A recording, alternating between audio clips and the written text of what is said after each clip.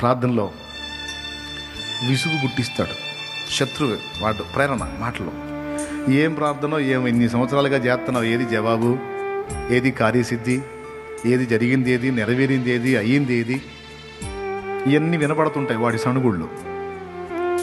అవి వాడివి, మనవిగా వినపడుతుంటాయి మనకి. అర్థమైందా? అంటే ఒక రకమైన విసుగు. అలా నీకు రావద్దని లూకాసు వార్త 18లో యేసయ్య చెప్పాడు. ఒక ఎగ్జాంపుల్ కూడా చెప్పాడు. వారు విసుగక నిత్యము ప్రార్థించుచుండవలెనని ఆయన వారికి ఉపమానము చెప్పాడు. అన్యాయస్తుడైన న్యాయాధిపతి గురించి ఒక ఎగ్జాంపుల్ చెప్తాడు అక్కడ.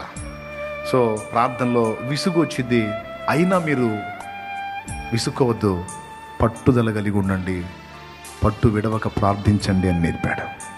యేసు ప్రభు శిష్యులకి బోధన నేర్పలా, మరి ఇంకోటి నేర్పలా, ప్రార్థన నేర్పాడు.